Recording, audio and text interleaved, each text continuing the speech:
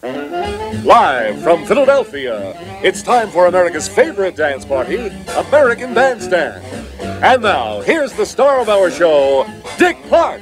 Dick Clark rose to national popularity when rock and roll was still shocking and innocent at the same time. His smile gave the gyrations a stamp of adult approval. This one's called Rock Around the Clock. Bill Haley. 1, 2, 3 o'clock, 4 o'clock, rock. 5, 6, 7 o'clock, 8 o'clock, rock. He once said it was very simple. We played a record and the kids danced. But they danced through the decades, starting in 1957, 36 years of American Bandstand. Changing styles of music. And just enjoy yourself. Different dances.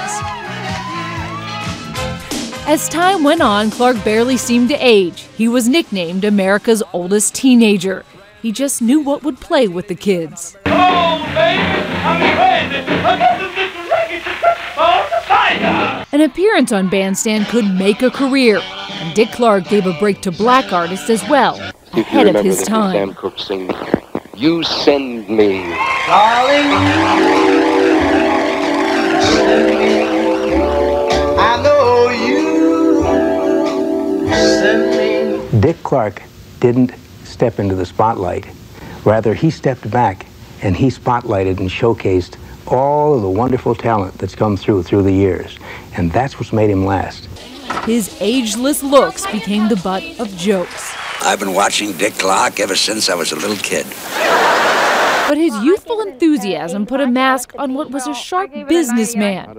In the early days, he made a fortune investing in the music and artists he promoted on the show until he was forced to sell his interests during the payola scandals.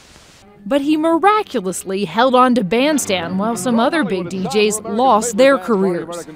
He survived to create an empire. When he moved the show to Los Angeles, his Dick Clark Productions branched out into game shows, TV bloopers, and practical jokes, and he took over as the host who ushered America into every new year. Happy 2000! He was someone who knew from the start what he wanted to do and did it the rest of his life. I knew when I was 13 what I wanted to do. It's very rare. I walked into a radio studio and saw Jimmy Durante and Gary Moore do a radio show, and I said, wow. What a great way to make a living.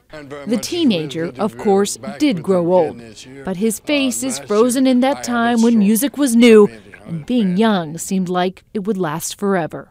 Sharon Alfonsi, ABC News, New York.